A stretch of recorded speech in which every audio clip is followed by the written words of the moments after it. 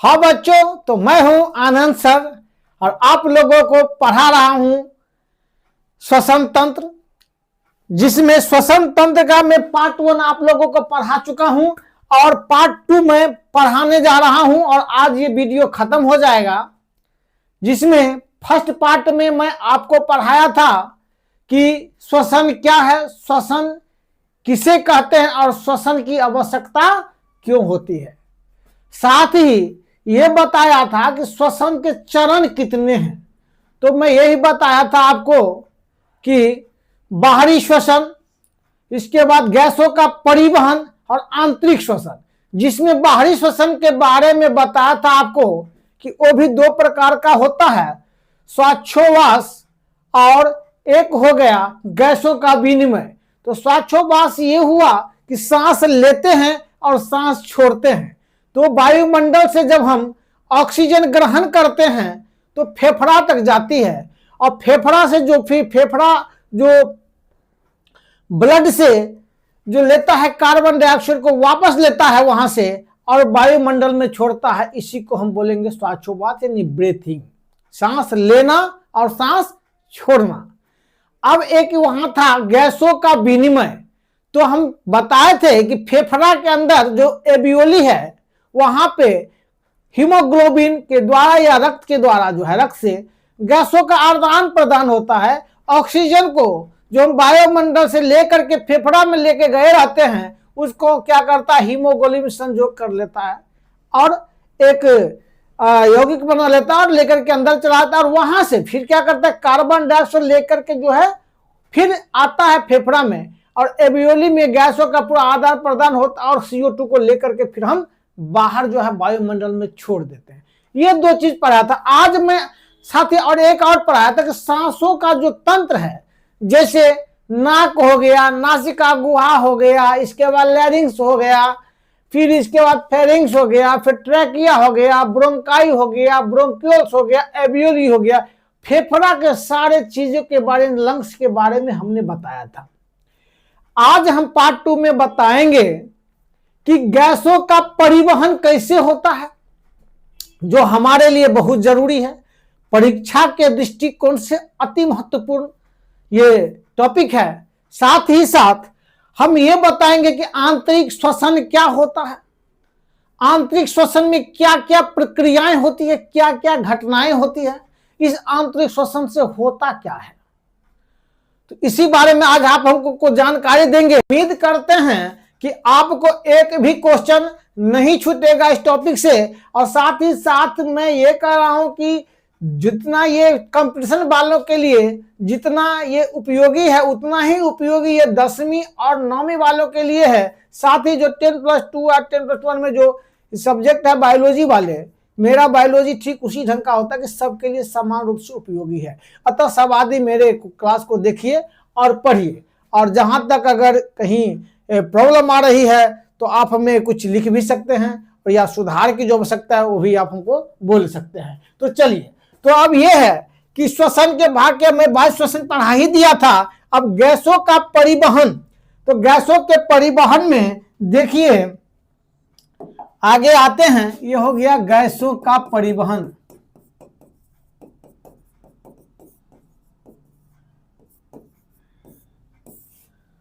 तो गैसों का परिवहन, वायुमंडल से हम ऑक्सीजन लेकर कहां जाते हैं, फेफड़ा में, फेफड़ा के एल्वियोली में। और वहां पे जो है हीमोग्लोबिन क्या करता है, संयोग करता है किसके साथ, ऑक्सीजन के साथ। अब पुनः हम वापस कार्बन डाइऑक्साइड लाते हैं। तो क्या हुआ, 2 चीज का परिवहन हो गया।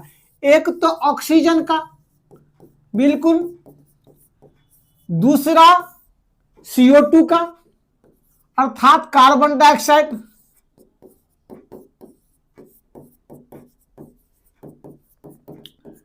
ये 2 चीजों का परिवहन हो गया। अब सवाल ये है कि ये जो ऑक्सीजन है उसका परिवहन कैसे होता है। तो ऑक्सीजन का परिवहन मुख्यतः जो है हीमोग्लोबिन के द्वारा ही होता है। हीमोग्लोबिन में क्या होता है, तो हीमोग्लोबिन में एक हीमोग्लोबिन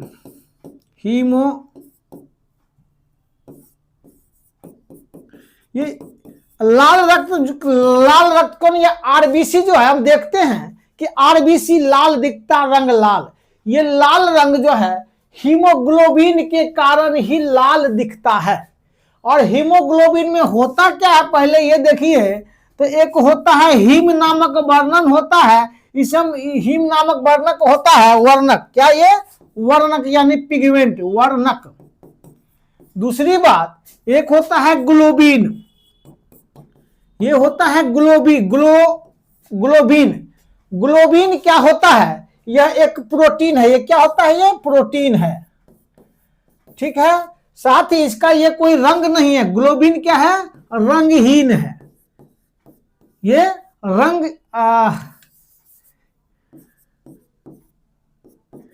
ग्लोबिन का अपना कोई रंग नहीं होता है। और जब हीम जो है ग्लोबिन से मिल करके बनता है तो उसको हम हीमोग्लोबिन बोलते हैं। हीमोग्लोबिन का रंग क्या होता है, तो हीमोग्लोबिन का रंग एक्चुअली होता है बैगनी कलर का। किस कलर का होता है, हीमोग्लोबिन बैगनी रंग का होता है, बैगनी रंग का होता है, बैगनी रंग का होता है। लेकिन जब हीमोग्लोबिन ऑक्सीजन के साथ संयोग करके कार्बोक्सी हीमोग्लोबिन बना लेता है, क्या बना लेता है, कार्बोक्सी हीमोग्लोबिन,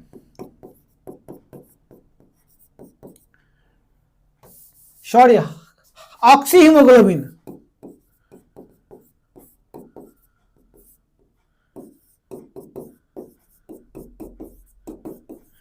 ये कार्बोक्सी नहीं, ऑक्सी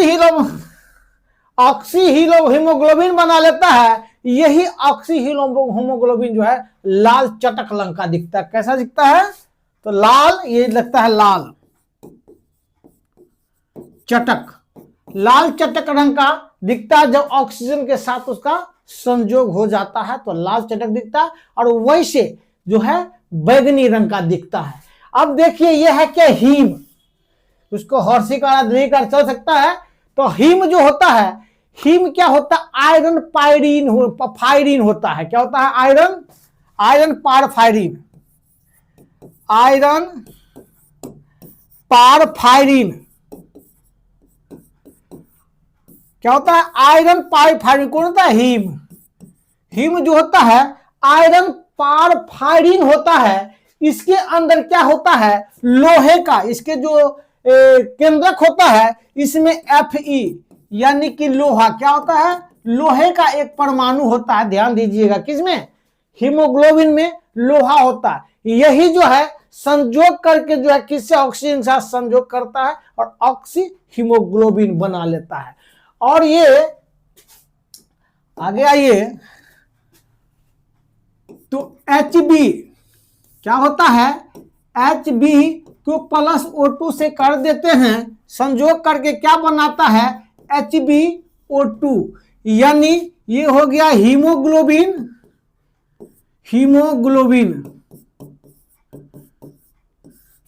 और प्लस करके ऑक्सीजन ये बना देता है ऑक्सी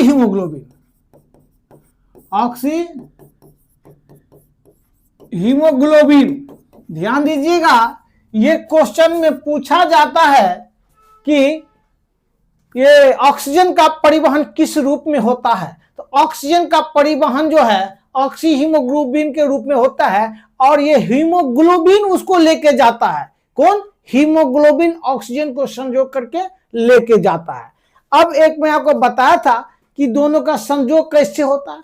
तो जब फेफड़ा में क्या होता है, फेफड़ा का जो एयर सैक होता है उसमें जो हवा होती है उसमें ऑक्सीजन की मात्रा ज्यादा होती है, जबकि उधर से जो हीमोग्लोबिन या रक्त में जो मात्रा होती है ऑक्सीजन के वो कम होती है, जिसके कारण दाब में अंतर होता है और विषरण प्रवणता होती है। क्या होता है, विषरण प्रवणता, डिफ्यूजन, इसके कारण जो है इसका संयोग होता है। और यह एक भौतिक परिवर्तन है। क्या है ये जो ऑक्सी हीमोग्लोबिन जो बना था, ये क्या था, ये भौतिक परिवर्तन है। क्या है ये, भौतिक परिवर्तन। जब ये भौतिक परिवर्तन है जब यही हीमोग्लोबिन अब कहां जाएगा, तो उत्तकों में और यह कोशिका में जाएगा।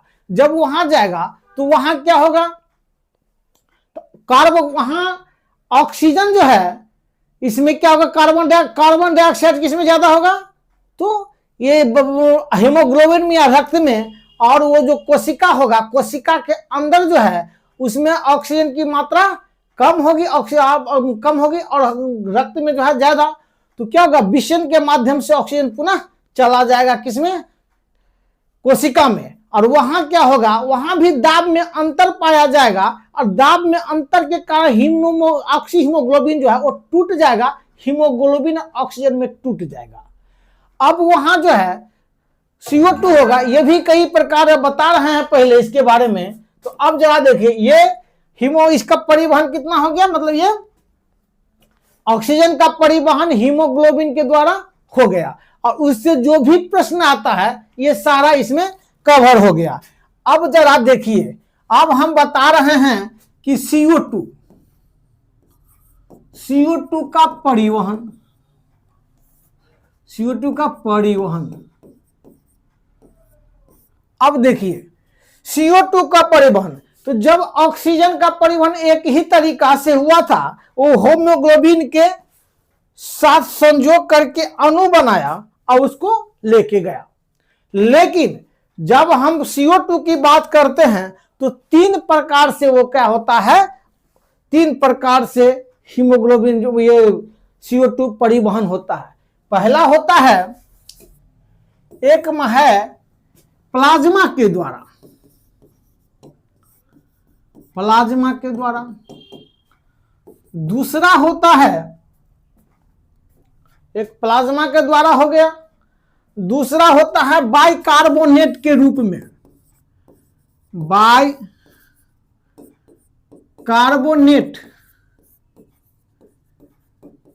के रूप में। दूसरा होता है, आगे देखिए मैं आपको ये बता ही दूं,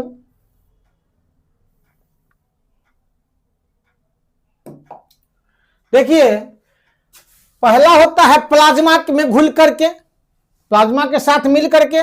दूसरा होता है बाइकार्बोनेट के रूप में। तीसरा होता है कार्बोमिनो यौगिक के रूप में। ये देखिए, सबसे पहले तो आप इसका स्क्रीनशॉट ले लीजिए, बढ़िया से एकदम बढ़िया तैयार किया हुआ है। और ये जो प्लाज्मा में जो घुल के जाता है 7%, कितना, 7% प्लाज्मा में, और ये क्या करता है, रुधिर के साथ मिल करके जो है क्या बना देता है, वो तो कार्बोनिक अम्ल बना देता है, और कार्बोनिक अम्ल के रूप में जाता है। ठीक। दूसरी बात, बाइकार्बोनेट के रूप में जाता है, जो करीब करीब 70% के लगभग पोटेशियम और सोडियम का बाइकार्बोनेट बना लेता है वहां पे, कहां पे, तो कोशिका के अंदर। और इस ढंग से 70% लगभग कार्बन डाइऑक्साइड जो है CO2 इसका परिवहन होता है। साथ ही साथ कार्बोमिनो यौगिक के रूप में, यानी कि CO2 और हीमोग्लोबिन का जो संयोग होता है उसको हम क्या बोलेंगे, कार्बोक्सी हीमोग्लोबिन बोलेंगे। तो कार्बोक्सी हीमोग्लोबिन जो है करीब करीब 20 से लेकर के 25 या 30 मान के चलिए, लगभग 23% के आसपास जो है, लगभग 23% के आसपास जो है इसका परिवहन होता है इसके साथ। तो इसका परिवहन होगा, वो मैं कह दिया कि कोशिका के अंदर दाब में जो अंतर पाया जाता है, ये दाब में अंतर के कारण ही जो है इसका जो वहां पे विखंडन होता है, हीमोग्लोबिन से ऑक्सीजन निकल जाता है और पुनः कार्बन CO2 के साथ संयोग कर लेता है। अब एक चीज और है, आगे चलिए, भैया कि आप CO2 का परिवहन हो गया। कभी कभी ये पूछ देता है कि CO2 और जो CO2 है और ऑक्सीजन है, इसका जो संयोग करता है हीमोग्लोबिन, तो ये कहता है हीमोग्लोबिन के साथ ऑक्सीजन की जो संयोजकता या ये मतलब ये बनता है, कितना परिवहन कर सकता है, ये किस पे डिपेंड करता है, कितना ज्यादा। तो जितना अगर आपको मान ली कार्बन डाइऑक्साइड की मात्रा ज्यादा हो जाती है ब्लड में, तो पीएच मान क्या हो जाता है उसका, घट जाता है। जितना CO2 ब्लड में जाएगा उतना CO2 पीएच मान घट जाएगा। जबकि हम जानते हैं कि ब्लड का पीएच मान कितना होता है, तो ब्लड थोड़ा क्षारीय होता है और 7.4 के आसपास उसका जो है, किसका, ब्लड का जो है पीएच मान होता है, कितना, 7.4 ब्लड का पीएच मान है, 7.4 लगभग उसको क्या बोलते हैं, क्षारीय। लेकिन जब CO2 की मात्रा मिलती है तो उसकी क्षारीयता को थोड़ा कम करेगा। तो जितना ज्यादा वो पीएच मान ज्यादा होगा, ये कम होगा, उतना ज्यादा जो है वो CO2 को, ये ऑक्सीजन को ग्रहण करेगा और उसको संयोग कर सके, परिवहन करेगा। अब थोड़ा सा हम आगे आएंगे तो ये जो है, तो अब हम जो देखेंगे कि चूंकि हम ये पढ़ा दिए गैसों का परिवहन, तो अब हमको देखना यह है कि गैस परिवहन के बाद कहां गया, तो गया वो ऑक्सीजन गया कोशिका के अंदर, और उसको हम आंतरिक श्वसन क्या बोलेंगे,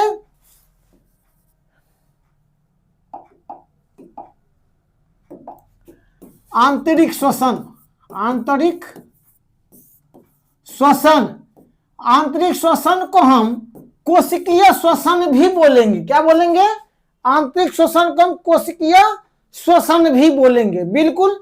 और कोशिकीय श्वसन में दो चीजें होती है। सबसे पहले तो गैसों का क्या हुआ, वहां भी विनिमय हुआ, कहां पे, एक्सचेंज हुआ।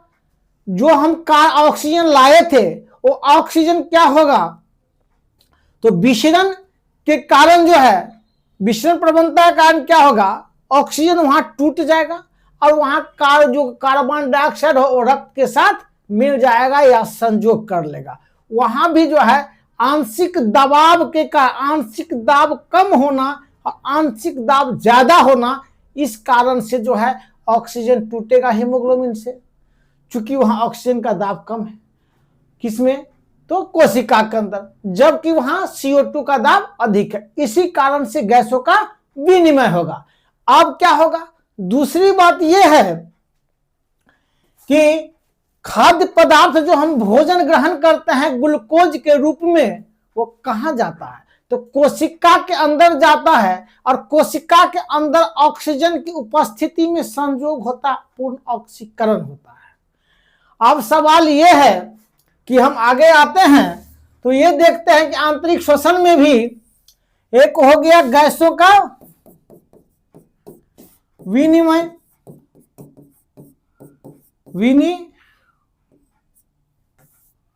गैसों का विनिमय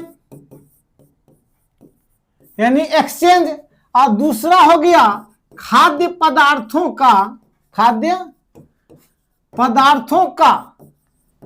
खाद्य पदार्थ में जो ग्लूकोज होती है, हम उसकी चर्चा कर रहे हैं, खाद्य पदार्थों का ऑक्सीकरण, यानी कि ग्लूकोज का टूट जाना। अब ये तो हम बोल दिए ये कि विषरण के कारण जो है, विषरण के कारण जो है ये गैसों का विनिमय हो जाएगा। अब वहां जाकर के हम देखेंगे कि खाद्य पदार्थ का क्या होगा। तो अंदर में दो चीजें होती है कि जब खाद्य पदार्थ टूटता है तो दो चीजें होती है, एक ऑक्सी और एक अनॉक्सी, ऑक्सी श्वसन और अनॉक्सी श्वसन, या ये कह सकते हैं कि अनॉक्सी श्वसन और एक ऑक्सी श्वसन। तो हम ऑक्सी श्वसन और अनॉक्सी श्वसन के बारे में हम देखते हैं।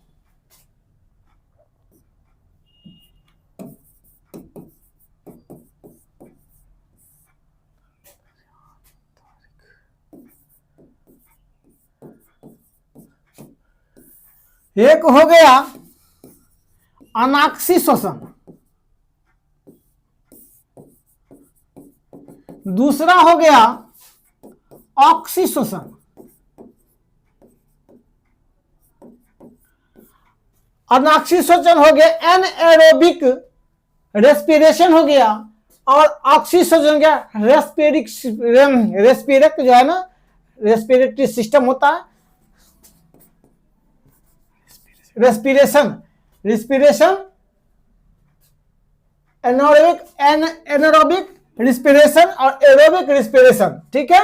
अब आगे देखिए कि अनॉक्सी में क्या होता है।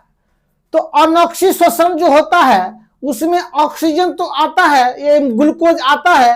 अब ग्लूकोज क्या करता है, इसमें ऑक्सीजन से इसका संपर्क नहीं होता है।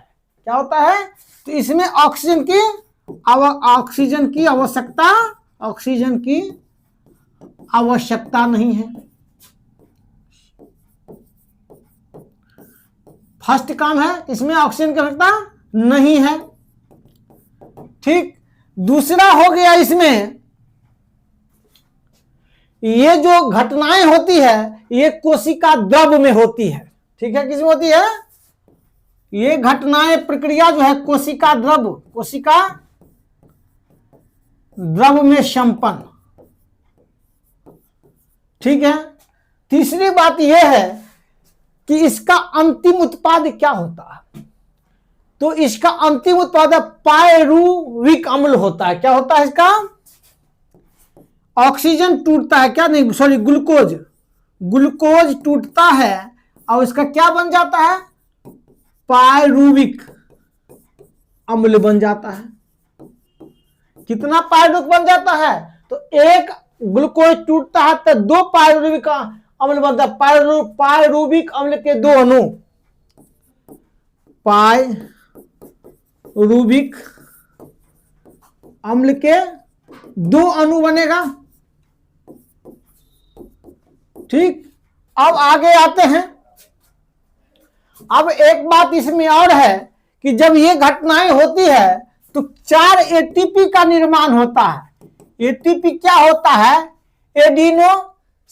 Adenosine triphosphate. क्या होता है, एडिनोसाइन ट्राइफॉस्फेट होता है, जिसमें ऊर्जा संचित होती है और इसी ऊर्जा को हम अपना शरीर में यूज करते हैं। तो जब क्या हुआ, जब ये अनॉक्सी श्वसन में पहले कहा कि ऑक्सीजन टूटते, ये ग्लूकोज टूटा तो 2 पायरुविक अम्ल का अणु बना। ठीक है, मतलब 2 अणु बना पायरुविक अम्ल का, जिसमें 4 एटीपी का निर्माण हुआ और 4 एटीपी में 2 एटीपी क्या हुआ, वो प्रक्रिया में खर्च हो गया। तो हम 2 माइनस कर देंगे एटीपी, तो कितना बचा, तो अब 2 एटीपी, यानी 2 एटीपी का ही हमको आमदनी हुआ। अब ये 2 एटीपी संचित हो जाएगा। अब आगे देखिए, बात यह है कि इस प्रक्रम में अगर ऑक्सीजन मिली, अब जो प्रक्रिया होगा ये ऑक्सीश्वसन होगा। अगर इसको पायरुविक अम्ल को जो है उसके अणु को ऑक्सीजन अगर नहीं मिलती है तो ये और चीज बन जाता है। तब क्या बनता है, तो एक होता है जंतु। तो चलिए, सबसे पहले ऑक्सीजन नहीं मिला, यदि पायरुविक अम्ल के अणु को अगर क्या नहीं मिला, ऑक्सीजन अस्थायी रूप से नहीं मिला, तो क्या होगा, दो चीज बनेगा। एक तो बन जाएगा लैक्टिक अम्ल, और दूसरा अगर लैक्टिक अम्ल नहीं बना तो बन जाएगा क्या, तो एथिल एल्कोहल। देखिए 2 चीज बन सकता है, एक हो गया एथिल एल्कोहल,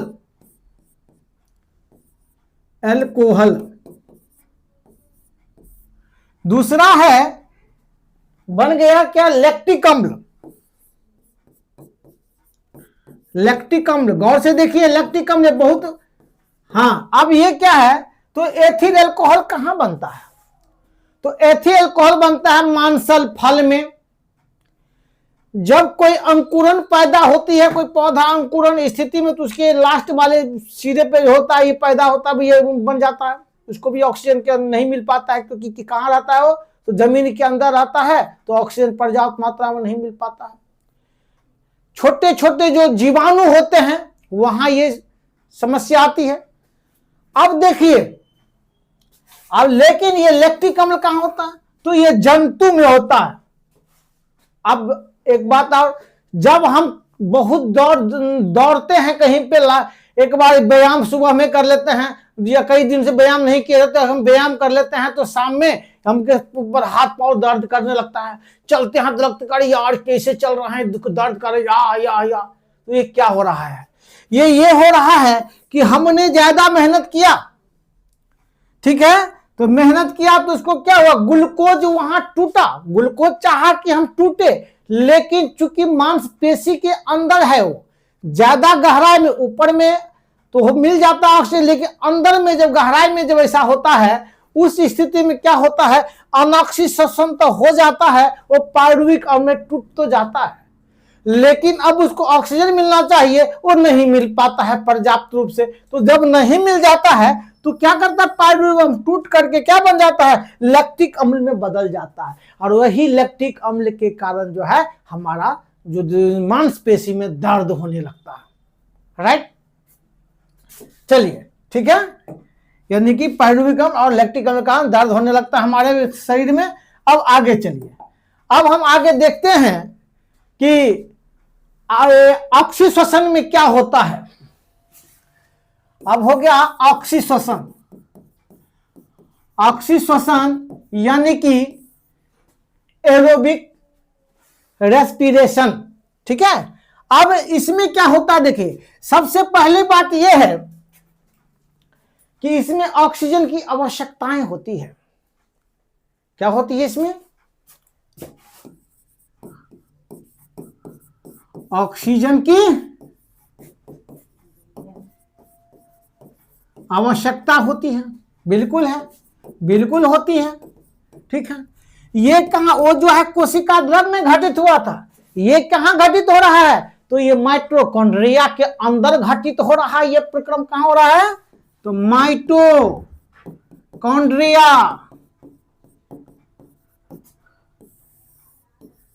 के अंदर, ये माइटोकॉन्ड्रिया के अंदर ये घटना घटित होगी। अब ध्यान दीजिए, ऑक्सीजन की आवश्यकता हो गई, माइटोकॉन्ड्रिया मिल गया, इसमें क्या होगा, क्या ऑक्सीजन टूटेगा, ये ग्लूकोज टूटेगा तो नहीं, ग्लूकोज तो टूट करके पहले ही जो है किसमें, कोशिका द्रव में जो है ग्लूकोज टूट चुका है, और क्या बन गया है, पायरुविक अम्ल।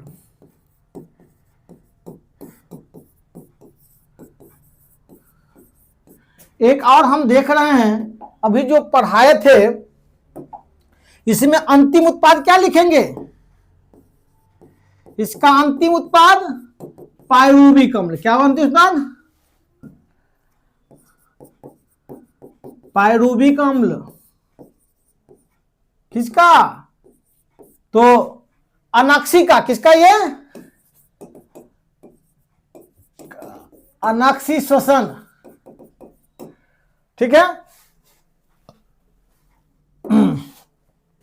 आइए, अब ये क्या है, तो पायरुविक अम्ल तो पहले से है, एक ग्लूकोज का 2 पायरुविक अम्ल बना, ठीक है। अब इसका क्या होगा, पायरुविक अम्ल इसका जो है पहले से टूटा हुआ है, कितना पायरुविक अम्ल है, तो 2 पायरुविक अम्ल बना, एक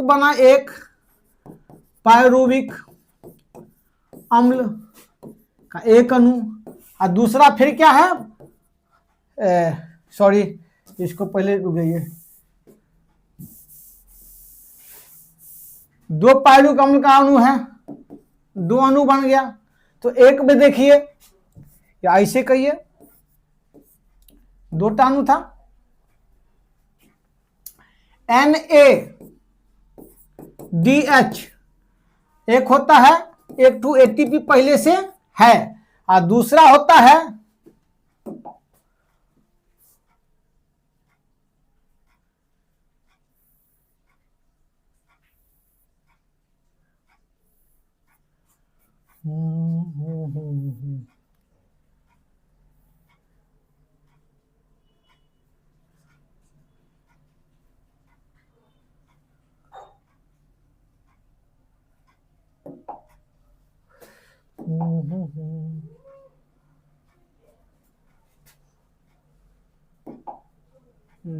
हाँ, तो देखिए क्या हुआ था, और ये जो हम पढ़ा रहे हैं ना, क्रेब्स चक्र को याद कर लीजिए कि हम जो ऑक्सीश्वसन अनॉक्सीश्वसन, तो पहले जो था ऑक्सीश्वसन के जो अनॉक्सी ठीक पढ़ा रहे थे, और इसमें अगला जिसको जो तोड़ेंगे उसको ग्लाइकोलिसिस बोलेंगे, जो मैं पहले बता दिया हूं कि उसको अनाक्षी श्वसन जब होता है उसको ग्लाइकोलिसिस बोलेंगे, शायद बताया था।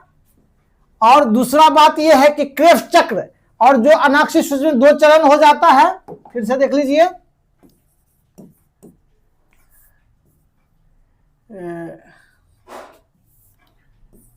ग्लाइकोलिसिस या ग्लाइकोलाइसिस, और दूसरा हो गया क्रेब्स चक्र। तो जब मनुष्य में, जब जंतु के यूकेरियोटिक कोशिका में जाता है तो क्या होता है, पहले तो ग्लाइकोलिसिस होता है, कहां पे, कोशिका द्रव में होता है, और उसके बाद क्या होता है, माइटोकॉन्ड्रिया में होता है। और एक बात और, माइटोकॉन्ड्रिया में क्या होता है, तो क्रेब्स चक्र होता है, और क्रेब्स चक्र को ही ऑक्सी जो है क्रेब्स चक्र को की ऑक्सी श्वसन के नाम से, उसी को हम जानेंगे क्रेब्स चक्र।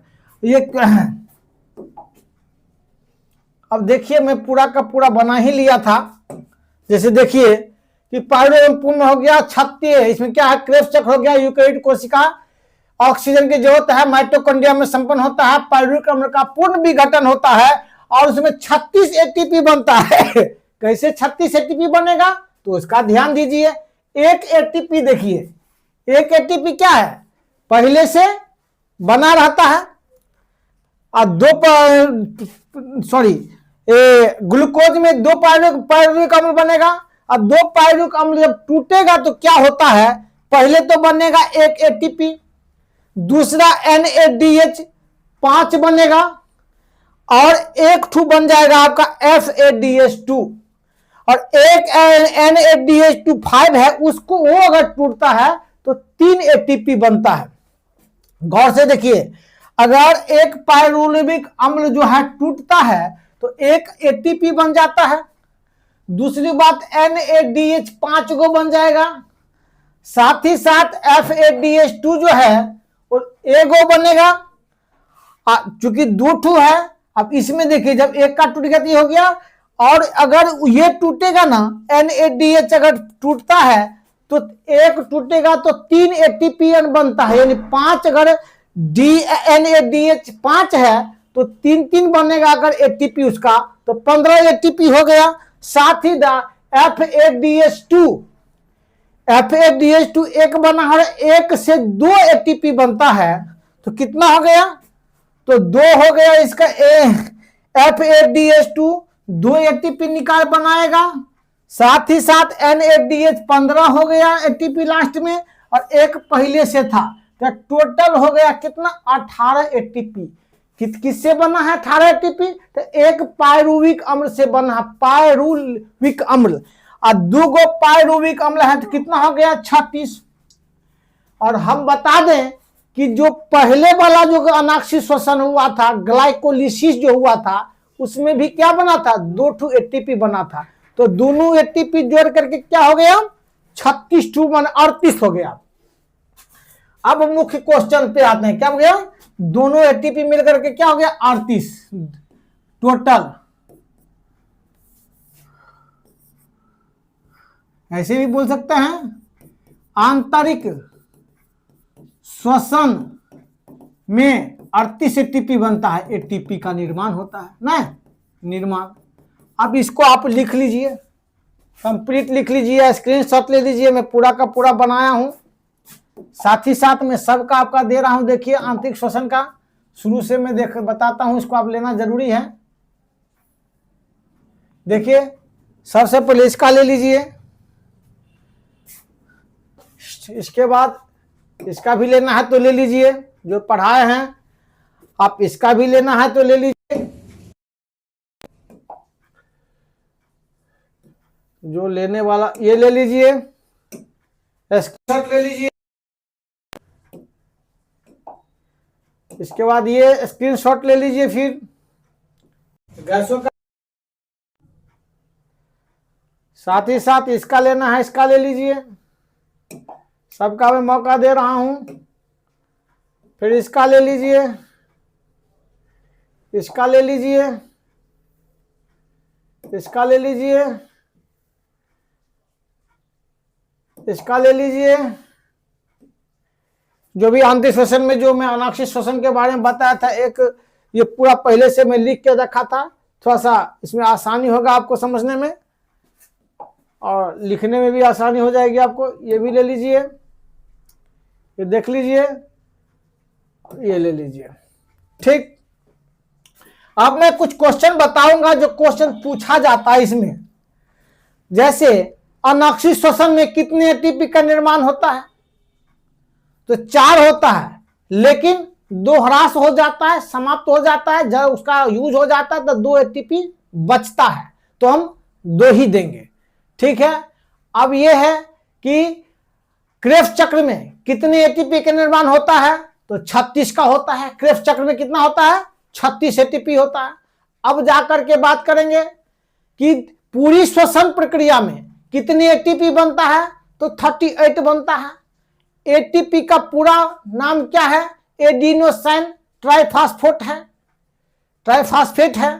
ठीक, अब ये होता है कि हीमोग्लोबिन लाल क्यों मतलब ये रक्त लाल क्यों दिखता है? तो हीमोग्लोबिन के कारण। हीमोग्लोबिन में किसके कारण रक्त का उसके साथ ऑक्सीजन का संयोग होता है? तो हीम के कारण। हीम में क्या होता है? हीम में लोहा होता है, जिसके कारण लाल दिखता है। हीम के कारण ही वो लाल दिखता है हीमोग्लोबिन।